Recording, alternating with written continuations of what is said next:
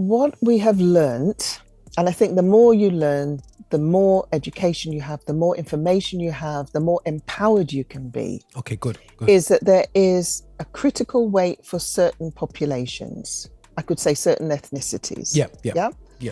And above that critical weight for particular ethnicities, because it does vary. Okay. Yeah. Then your risk of developing type 2 diabetes increases. Affinity Xtra. Be extra.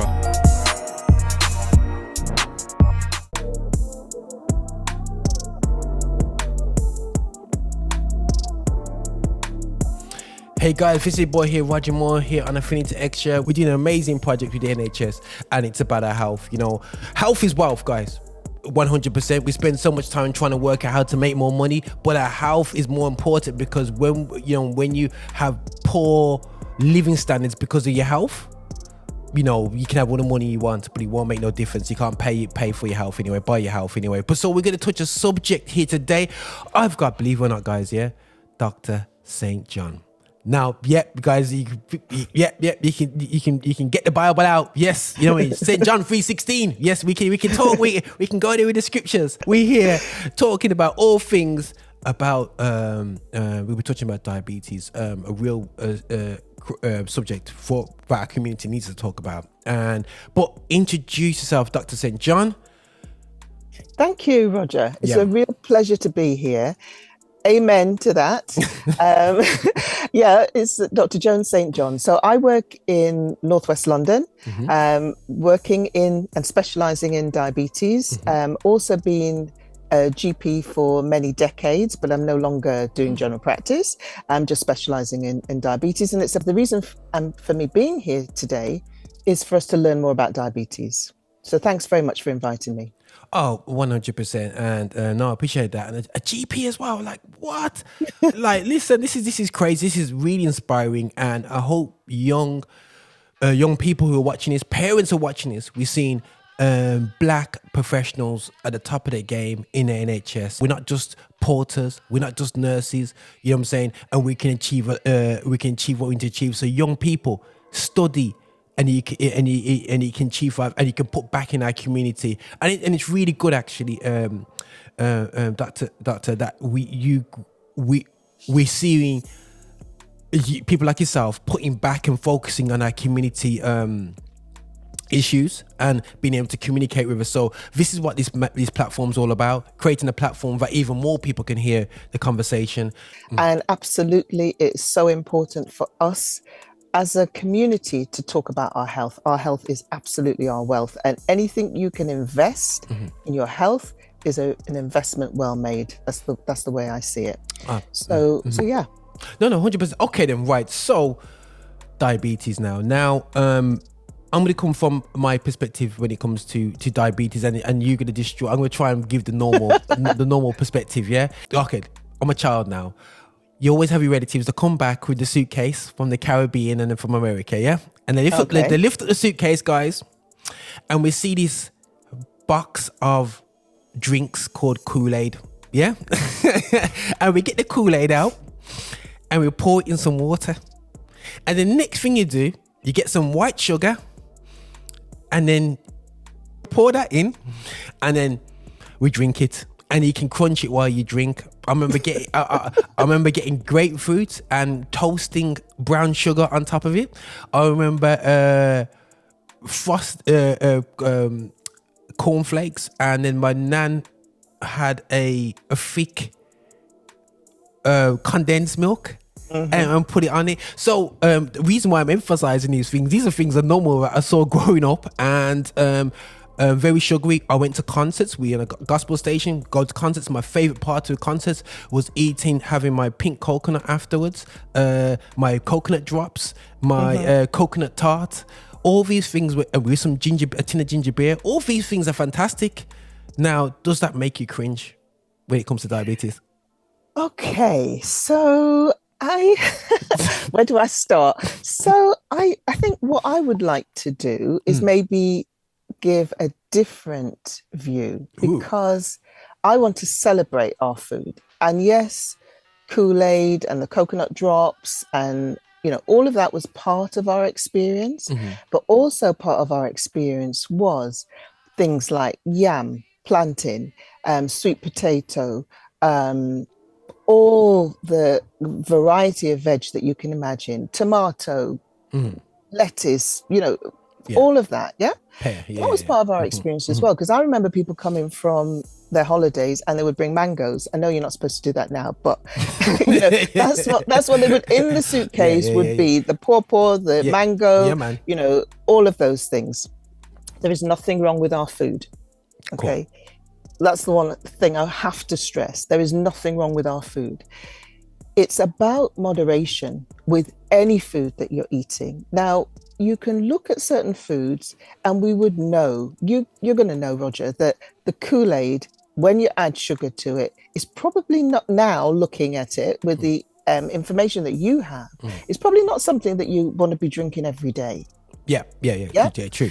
So it's about moderation of the food, whatever food you're eating. So whether you're going to eat traditional food, whether you're going to eat, things like cornflakes, as you mentioned, how much you're going to have and how often you're going to do it. Because, and this is the critical thing when we're talking about diabetes, let's talk about not having diabetes first of all. Yeah. The critical thing is if you're going to eat lots of those foods, over time, you're going to put on weight. Over time, that can increase your risk of developing what we call type 2 diabetes. So it's not the food specifically, it's how much of that food, what type of food it is, what is that doing to your body that is related to diabetes. So a lot of people call diabetes sugar. Yeah. And that can get a bit confusing because it's like, well, if you then unfortunately do develop diabetes and you don't eat sugar, I don't eat sugar, doctor, so why have I got diabetes? Yeah, sure. Yeah. Cool. A lot of people say that to me because it's not purely about sugar. It's critically about weight. That is certainly one of the big risk factors. There are other risk factors and we can talk about that later, but weight is certainly a critical risk factor. And the other thing I have to say to you is, and it's not about, well, I know sister so-and-so down the road, she has more weight than me and she's not developed diabetes. You as an individual have a critical weight. And if you go over that critical weight, you're increasing your risk, your individual risk of developing diabetes. So we know on a population basis, you want to come in? I'm sorry. I want to really expose that because we, in our culture, we are very comfortable to promote curve weight. Yeah, let's be guys. Let's be real. Yeah, we glorify weight. Yeah, whereas Afro-Caribbean or African culture, I've seen where they glorify the women to be very curvy, if not big. Growing up, it's always the image that we get seen is the overweight black woman and I'm going there, guys. And the strong looking whatever black guy, whatever. And a lot of people say to me, "Why are we so overweight and whatsoever?" And I says, "Oh, it's our food, it's the way we are, it's our genetics, it's this and that." And I suppose you've heard that now, yeah? But whatsoever. How do you challenge that? Or is it true? Is it our genetics that stop us from being, as we would say, mager, but skinny, or yummy and so on? What is that wives' tales? So remember I was saying about the individual critical weight. Yeah. Populations have certain builds. What we have learned, and I think the more you learn, the more education you have, the more information you have, the more empowered you can be. Okay, good. Is that there is a critical weight for certain populations. I could say certain ethnicities. Yeah. And above that critical weight for particular ethnicities, because it does vary. Okay. Yeah. Yeah. Then your risk of developing type 2 diabetes increases. So you may have heard something called a body mass index. Yeah. BMI. Oh, I check mine all the time. Yeah. Okay, Yeah. but a lot of people wouldn't know what that means, and it doesn't make any sense to them. Okay. It's essentially your weight compared to your height. So if you're the same weight and you're a shorter height, then you're going to have a higher BMI, a higher body mass index. Okay. If you're taller and you're the same weight as somebody else, then you're going to have a lower body mass index than that person who's shorter than you. Yeah. So if you have a higher body mass index and it's above 27 kilograms per meter squared, as an African Caribbean person, your risk of developing type 2 diabetes can increase. That is only one of the risk factors. Yeah. No, I'm fanning because you know what? I'm No. Before you go there, Roger, and somebody's going to say to me, well, you know, maybe you, okay? Roger, you may have a body mass index above 27. Nah, it's just on there. And okay, right. But yours may be due to muscle. Yeah. And the way that I would know if yours is due to muscle is if I got my tape measure out and I measured your waist circumference. That's going to give me a good indication, because another risk factor for developing type 2 diabetes, we feel, is carrying a lot of weight around your waist. So when somebody else has a body mass index like you, let's say yours was just over 27, okay? Yeah. But your waist is very slim. Yeah. And somebody else has a body mass index of 27, but their waist is very broad. The likelihood is that their risk of developing type 2 diabetes is going to be greater. Where you carry the weight can increase your risk. Ooh. There's visceral fat. Yeah, so when I did a little research on that, it's the most dangerous type of fat, the one that's on your gut. Yeah, is that the one that you're referring to? That sort of stomach, weight. Is that the waist area, or are you looking at more the waist itself? Sorry. Yeah. So visceral fat is the fat that you get around your organs. Subcutaneous fat. Sorry, my face. Subcutaneous fat is the fat that's underneath the skin. Now, what can happen is that you can get an increase in both visceral and subcutaneous fat. Okay. And that can manifest itself as the sort of thickening, let's call it that way, because we're going to be nice, thickening of your waist. As you get older, you're not there yet, Roger, but as you get older, that waist tends to thicken. I'm going to call it that. It tends to get broader, it tends to get bigger, and also your risk of developing type 2 diabetes also tends to increase. So age is another risk factor. Okay. You asked about food. Yes. Yeah. So food, as I said, specifically is not a risk factor, but ethnicity can be a risk factor. So we know, we know if, and this is information that we have, and this is information that I want people to know so that we can be empowered to do what we can about it. Yeah. Okay. Cool. So let me give you the information. So African Caribbean people and African Caribbean heritage people are up to 3 times more likely to develop type 2 diabetes compared to somebody from a white European background. And that's ethnicity, that's genetics, not because of a diet. Well, it's a complex and complicated picture. Okay, cool. Right. So underlying it may be a genetic element, but we can't, with some conditions, you can identify a single gene. Yeah. So with sickle cell, you can identify a gene. Yeah. With type 2 diabetes, you can't identify a single gene.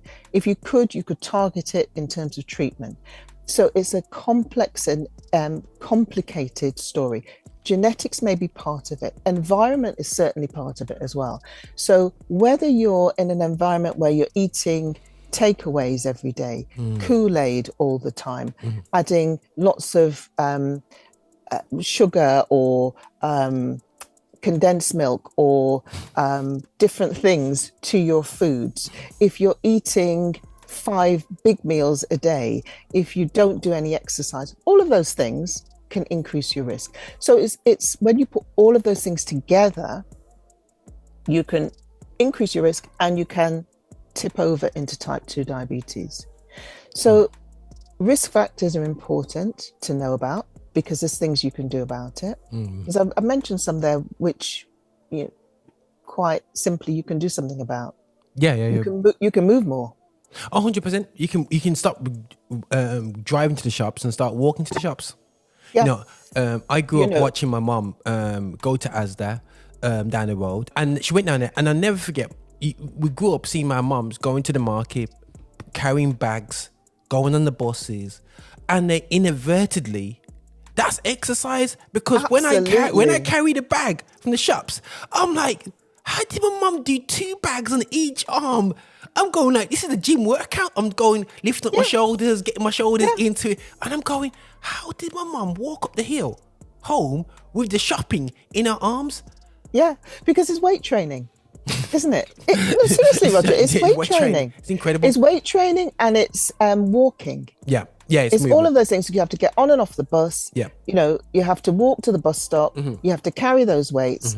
Inadvertently, you were doing exercise. You were being, you know, some people don't like exercise because they think, I've got to go to the gym and do that. You were being active. That was the important thing. Yeah. And now a lot of people sit on a chair for hours, 6 hours in the evening watching telly, soap, whatever.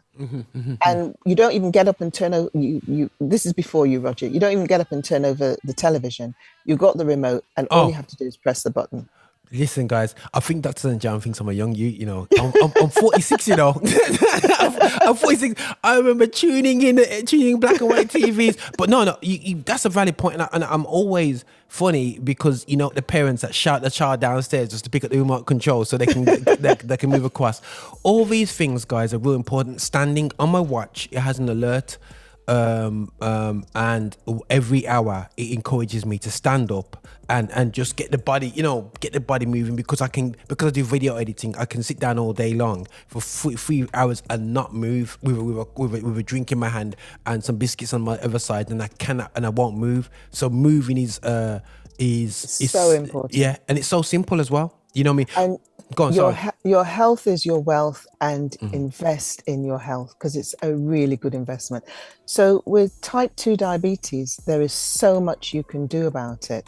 And I think, you know, one of the messages I really want to get across to people is know your situation and educate yourself about this condition, educate yourself about what you can do about it.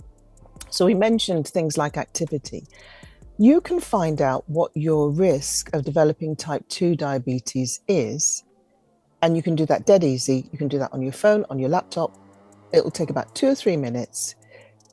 Roger's there. You're ready to do it. Yeah, I'm like, so how do I do that? So it's called Know Your Risk. You type it into the search engine. Yeah. It comes up. I think it's about 7 questions. Yeah. Yeah. It asks you, you know, whether you're male or female, if you've got any other health conditions, is there family history of diabetes, which ethnicity you are, because remember I said about the ethnicity and the increased risk. So it puts those risk factors in, what age you are, and then it will give you low, medium, high risk score. This is crazy, guys. I've literally put Know Your Risk in the Google search, and it's come up right at the top of the searches. Exactly. And it's come up there, Diabetes UK, no diabetes, fight diabetes, type 2, Know Your Risk. Yeah. Wow. Okay, that's cool. Roger, this is about empowering people. Yeah. Okay, so please do it. Yeah. And encourage other people to do it. Brilliant. 2 or 3 minutes, literally invest in your health.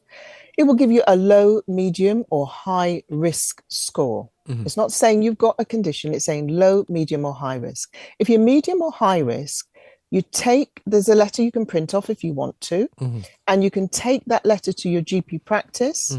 You don't have to see your GP, you can see the pharmacist, you can see the nurse.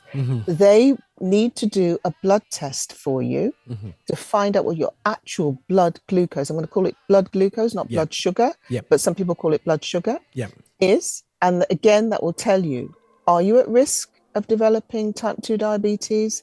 Are you absolutely fine? Or do you actually have it? Yeah. That's great. Yeah. That's crazy. One more thing, Roger. Again, empower, educate and empower. So if you are at risk, again, there is something else you can do, because you can go to a free program takes about 9 months, so it's quite intense, but it is worth it to learn more about lifestyle. What do we mean by that? Food, activity, things you can do in your life to reduce, to put that blood glucose back to the normal level. Absolutely fantastic, guys. We're going to put the link in the description. Please. And, just put down know your risk into the Google search right now. Click the search engines are available. Sorry. All of search engines are available. Just put the search in, and guys, it comes up top of the list. Absolutely fantastic. There is type 1 diabetes. Yeah. Now, my ignorance is you get type 1 diabetes, and then you get type 2. Now, I'll be honest with you, I came in the conversation thinking that. So you get type 1, and then you get a warning signal, and then is type 1, and then you go into that, and then type 2 is like the stage after type 1. But from the sounds of things, it's I'm really totally glad wrong. you said that. Yeah, completely different. Messed up. Sorry, guys. We're about sharing information, aren't we? So we're all going to learn. So type 1 diabetes is, let me put it this way. Diabetes is when your blood glucose, remember some people call that the blood sugar, is raised above a certain level. The underlying mechanism for that in type 1 and type 2 is different. So in type 1, what happens is an organ called your pancreas produces something called insulin, which keeps your blood glucose at a well-controlled level, somewhere between 4 and 6 all the time. Body's absolutely fantastic. It is a wonderful thing, and it keeps it tightly controlled. Your body sometimes, though, goes a little bit awry, doesn't recognize bits of itself as being of itself. So your body in type 1 diabetes doesn't recognize parts of the pancreas that produce the insulin as being of itself and starts to attack those cells. Okay. If it attacks those cells can't make the insulin, the blood glucose isn't regulated, the blood glucose can go high. And that's why people with type 1 diabetes have to have insulin as a treatment, because their body can't produce it anymore. So type 1 in that respect is a different entity, because the underlying reason why you develop type 1 is completely different to the underlying reason why you develop type 2. The ultimate thing is the blood glucose level is raised, but the underlying mechanism for the two is different. Wow. Something, because I got footballers in my team. We was talking about diabetes because we've got one of the young footballers who's about in his mid-20s, and he said he's got type 1 diabetes. So in my head I'm going, sweat it out, and you reverse it. Yeah, you know what I mean? Yeah. But no, it's not that. It's not that at all. It's completely different. So you've got type 1 with a different underlying mechanism, you've got type 2 with a different underlying mechanism, and then the blood glucose levels in both of them becomes raised because things are dysregulated, let's put it that way, and the dysregulation is caused by two different underlying mechanisms. Okay. So I've heard if your family's got diabetes in your family, you're more likely to get it. Is that correct? Is that true? Can it be hereditary? So, right. I wouldn't say hereditary, because hereditary means something different. Okay, so hereditary is when it is literally inherited. And way back, if you remember, I said about the genetics of type 2 diabetes and type 1 is not fully understood. Okay, got it. So we can't say it's inherited, but we can say it's familial. That means if it's in your family, you're more likely to get it. So it is another risk factor. Okay. So if somebody in your family's got either type 1 or type 2, but more commonly type 2, your risk of developing it increases. So another reason to go and do that, know your risk. Okay, guys, this is a lot, man. No, I don't go around, guys. I keep myself healthy. Doctor, I keep moving. I've moved from frying stuff to steaming stuff, right? You know what I mean? So, but why it's scary is because sometimes we don't have it explained how you explain it, and you're explaining it absolutely amazing. I'm concerned about diabetes myself. I'm watching symptoms like, okay, is my wound healing up? But and just do little things like that, and I'm going, oh my gosh, I need to kind of like cut down on the sugars, increase eating spinach raw more, and so on like that. You know, even though that's very hard, guys. I had a bag and I just never ate it. So please forgive me, Lord. You know what I'm saying? So I got some tin chickpeas and stuck it on top. So, but what is there signs that can alert us to it? Because I saw my granddad. Unfortunately, he was, you know. He got diabetes, took the insulin, but at the same time, he loved his alcohol and he kept it on, you know. Us, but a lot of us have seen that. And I remember he just used to inject himself, and I was like, that ain't gonna be my life, you know what I mean, whatsoever. But he did drink a lot. So, you know, I don't drink, so I hopefully I can avoid it. But what signs can we look out for? Is the bodily signs like you know, nose bleeding too much or whatever? But like I said, one of the signs I did read up is I'm not healing from a wound like I used to. Oh my gosh. Yeah. Yo. Yeah. Have I got it, or do I need to just quickly address something in my body? Yeah. So not the nosebleed, but you're absolutely right about the wound. And that's one that people wouldn't necessarily know about. So it's a really good one to highlight. Type 1 can come on very suddenly. It tends to be younger people, so it can be children and young people. Yes, okay? I've heard of. So let's talk more about the type 2 diabetes, which accounts for about 95% of overall people living with diabetes. Okay. So passing a lot of urine. Okay, what does that look like? It might look like that you're getting up at night more often than you used to before. And you might put it down to age, you might put it down to, you know, I drank before I went to bed or something like that. But actually just be aware, remember, if it's in your family, it can increase your risk. And some people, you know, they put it down to something else and they're not recognize that. It can be being really thirsty. Okay. So drinking more. Well, it's good to drink. It's good to drink water. It's good, but you might be drinking the Kool-Aid. You might be drinking fizzy drinks. You might be drinking all of those sorts of things, which is putting actually more glucose, more sugar into your body and actually making things worse. Wow. If you're developing diabetes, it might actually just be feeling tired. And again, that can be a really difficult one because it's coming on so slowly. It's only when people start to address that high blood glucose, that high blood sugar, and feel better again, that they realize how awful they were feeling before. Do you know what I mean? Because it's so insidious in the way that it can come on. Yeah. So tiredness, passing a lot of urine, being very thirsty, wounds that don't heal very well, having unusual rashes, having things like blurred vision. And unfortunately, for some people, the first sign that they get is they collapse. It's got so bad, it's got so out of hand. It may have been going on for ages, but it just all of a sudden gets to the point where, bam, they collapse. And that they're taken into hospital, blood sugar is checked, and it's hugely raised. So that may be sometimes the first way that we know. But as I say, this is mainly for type 2. Yeah. Type 1 is very shorter duration, very much more dramatic. And so in some ways, easier to recognize if you're switched on. Sometimes, you know, when we see stats out there, guys, we sometimes think, oh, the government's trying to kill us because they're saying we're 3 times likely, you know, highlighted that this is something that we need to take seriously as a community. And so I definitely appreciate that.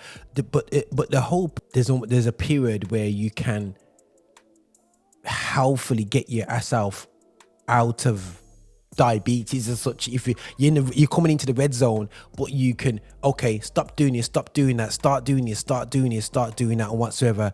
Is that a myth or is that truth? It's truth. Absolutely true. And Roger, I'm all about hope. I hope I'm showed that. It's about hope. Yeah. It's about what you can do. It's about when you've got that information, when you've got that education, when you've been empowered, what you can choose to do. Because not everybody's going to choose to do it. Yeah.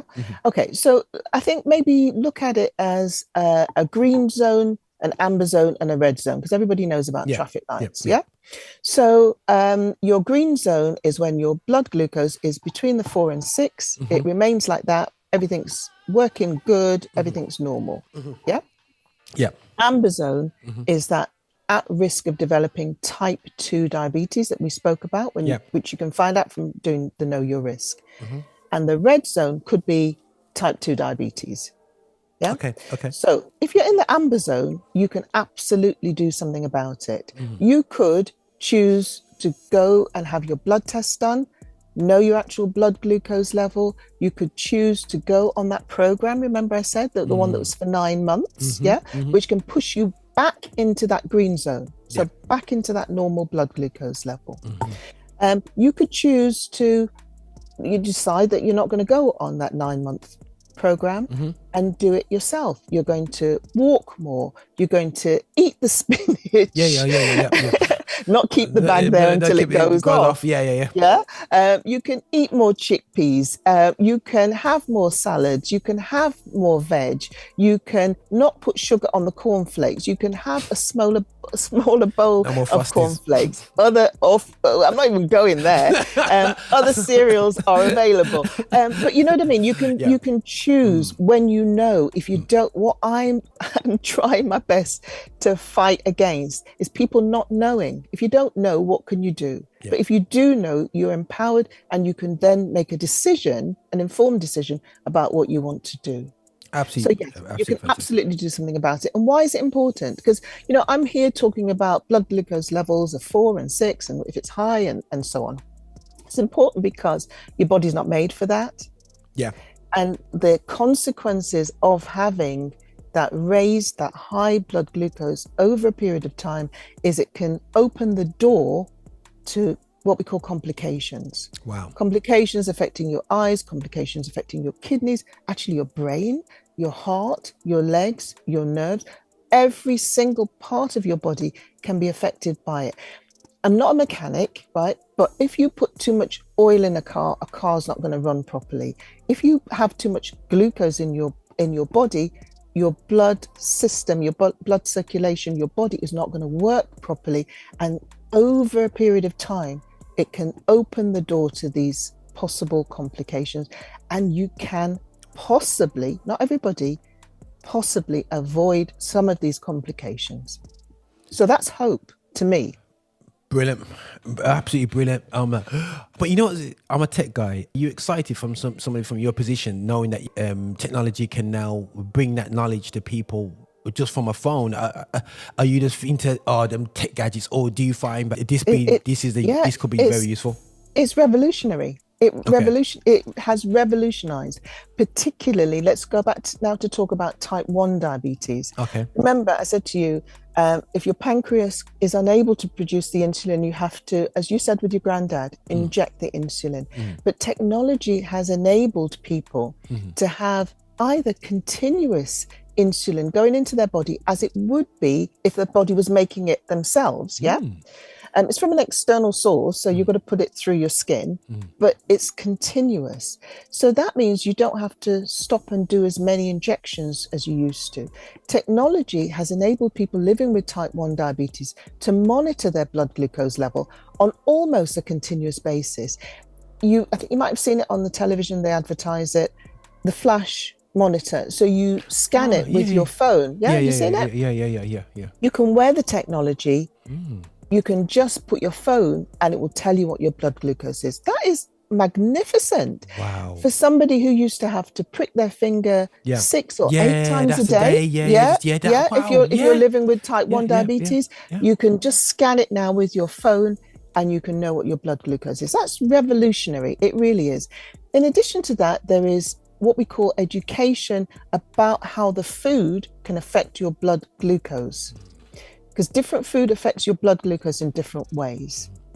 So carbohydrate food, if you're living with diabetes, can put your blood glucose levels up. Depends on the way it's cooked, how much it can affect that. Other types of foods may affect it in a different way. With the education, you can know the food that you can eat to keep your blood glucose under control. You can scan your blood glucose level, so you can know what it's doing. You can adjust your insulin, so you can match that to keep your blood glucose at a healthy level. Wow. I mean, technology has been revolutionary. Wow. You can live your life. You can be empowered. to live your life with more choices available to you, less restrictions available to you. It's been fantastic. And the hope is that would be for all people living with diabetes, whether it's type 1 or type 2. But I think my hope more is we get less people with type 2. You can't avoid type 1. Okay. Those things that we were talking about, it's not possible with type 1. But let's try and see if people can be informed so that they can make those healthy choices to reduce their risk of developing type 2 diabetes. Wow. Okay, guys, that's a lot. I'm learning so much, and it's really great to learn from people who look like us. I think that's really, really special. And I really do appreciate the time and listen. Know your risk. Just remember that. Know your risk, and type that into the search engine. And just go for it, guys. Put it in there, know your risk. I think it's really important, especially after this conversation, that our community wakes up to this, because the knock-on effect from diabetes, so it's okay saying you don't want to be taking all these jabs, but have you taken care of yourself? Is there anything you want to leave us with before you go? Yeah. Go. I could talk about diabetes all day, and I will not talk about diabetes all day today, Roger, I promise you. But a few things. Education is what I believe in. Yeah. So let's educate ourselves. Let's learn more so we can look after ourselves better. Because for you as an individual, it is important. For your family, it is important. For our community, it is vitally important. Yeah. So we need to educate ourselves. Let's learn about conditions. Let's learn about what we can do positively. Yeah. Let's have hope. And the other thing I always say is each one teach one. It's not my saying, it's a proverb. Each one teach one. And this is what we're doing here. This is what we do. When you learn something, spread that. If you go and do know your risk and you're absolutely fine, that's good. But share that with your family, share that with your friends. Let them go and check so that actually one of them may be saved ill health by you sharing that information with them. So each one teach one. Brilliant. And never give up hope. Because whether you're living with type 1 diabetes, whether you're living with type 2 diabetes, whether you're at risk or whether everything is absolutely fine, there's always something you can do. Invest in your health. It's a really good investment. Brilliant.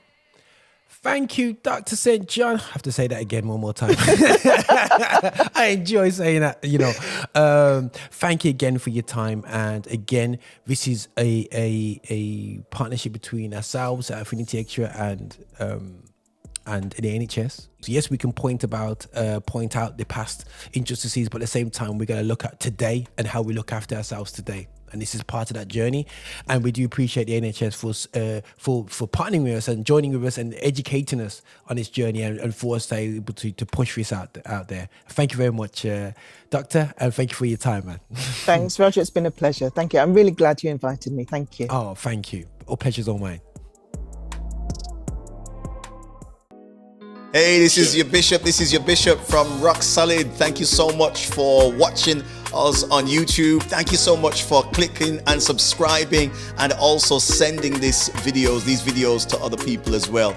We are so hungry to get your support. So remember, check us out on our website, and also check us out on Insta and wherever you want to find us on Spotify. You can play us all day as well. And just make sure that you are supporting this channel, that we are developing our agenda towards music of Black origin, and that is gospel music with a message. So please walk with us on this journey. Bye now.